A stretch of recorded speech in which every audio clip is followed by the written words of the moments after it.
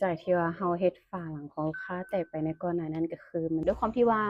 เครื่องของลูกค้านั้นตกน้ำมาแล้วมาให้เราทำความสะอาดเนาะเป็นหยังเราจึงคิดรายราคาในการทำความสะอาดคือเป็นการเซฟตีที่สุดก็คือด้วยความที่ว่าเราอาจจะเฮ็ดอุปกรณ์ของลูกค้าเสียหายได้ก็คือตัวนี้แหละ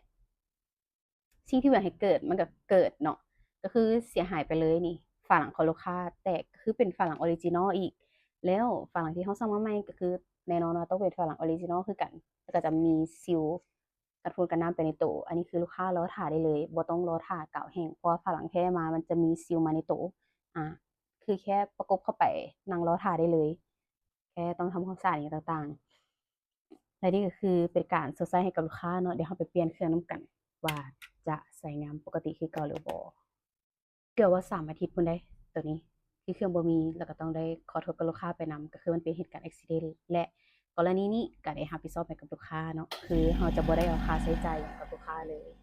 ก็นั้นก็คือเป็นลูกค้าต่างประเทศอีกแต่ว่าความโชคดีอย่างหนึ่งก็คือเพิ่นเฮ็ดเวียกประจำอยู่นี่แล้วก็อาศัยอยู่นี่เนาะก็เลยว่าบ่ได้แบบเดินทางไปนู่นนี่นั่นแต่ค่ะเดินทางไปนู่นนี่นั่นความเสียหายของเราก็อาจจะหลายเติบกว่าสิ่งนี้อา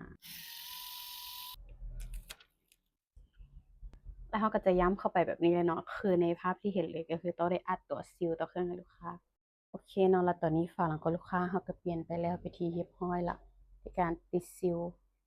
คือเก่าเด๊ะออริจินอลเลยเนาะตัวนี้